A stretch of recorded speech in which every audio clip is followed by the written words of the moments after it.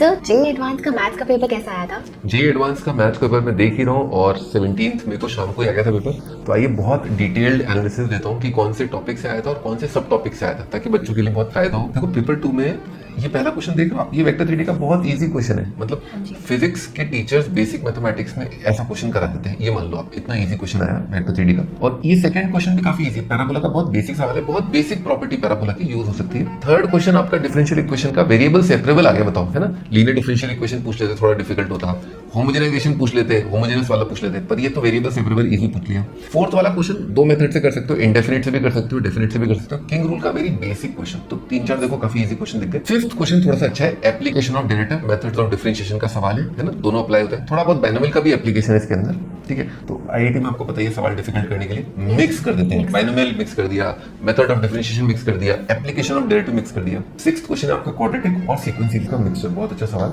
है, कंस्ट्रेंट वाला सवाल कि दो का प्रोडक्ट इंटीजर आ रहा है, दोनों इंटीजर है, तो कौन कौन से परम्यूटेशन कॉम्बिनेशन हो सकते हैं। सेवेंथ क्वेश्चन है आपका क्या कहते हैं, वेक्टर थ्योरी का, लेकिन बेसिक सवाल है, लेकिन एक पार्ट को करने के लिए आपको थोड़ा सा लेंदी प्रोसेस लगता है इसमें। एट्थ क्वेश्चन भी बहुत सिंपल ही था, डिफरेंशियल इक्वेशन का काफी सिंपल क्वेश्चन है और आगे के पार्ट्स भी काफी इजी हैं। और डिफरेंशियल इक्वेशन भी वेरिएबल सेपरेबल से कर सकते हो, लीनियर से कर सकते हो, काफी इजी क्वेश्चन। नाइन्थ क्वेश्चन आपका, इसमें ना कॉम्प्लेक्स भी यूज हो रहा है, मैट्रिक्स भी यूज हो रहा है, तो दोनों सवाल दोनों यूज हो रहे हैं, लेकिन अगेन इजी क्वेश्चन है ना, मैट्रिक्स और ये कॉम्प्लेक्स का। इजी इसलिए क्योंकि इसमें रूट बहुत सिंपल आते हैं, मल्टीप्लिकेशन बहुत सिंपल है।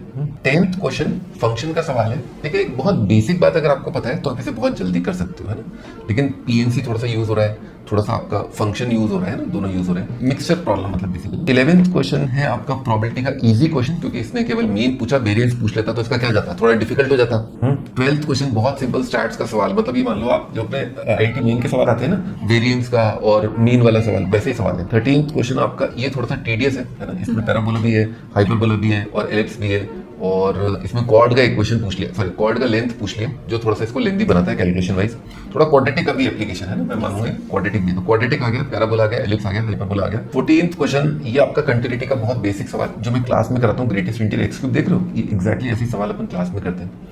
16th क्वेश्चन, 15th और 16th पैराग्राफ है, जिसमें 15th आपका कंपाउंड एंगल के सवाल है, वेरी बेसिक क्वेश्चन, और 16th आपका एरिया अंडर द कर्व का सवाल है, थोड़ा सा टीडियस है, थोड़ा सा कैलकुलेटिव है, बाई पार्ट लगता है, तो 16th क्वेश्चन थोड़ा सा लेंथी बोल लो। 17th आपका अगेन दो कर्व्स के बीच का एंगल निकाल रहे हैं, दो एलिप्स है वो इंटरसेक्ट कर रहे हैं, पॉइंट ऑफ इंटरसेक्शन बहुत इजी आएगा, फिर आप tan theta is equal to mod m1 minus m2 upon 1 plus m1 m2 लगा दोगे, उससे आंसर आ जाएगा। लेकिन again 18th question area under the curve का है, इससे ये सवाल थोड़ा लेंथी हो जाता है, डिफिकल्ट भी हो जाता है, मतलब ठीक है। तो ये था आपका पेपर का कंप्लीट एनालिसिस, ठीक है। Best of luck. Thank you.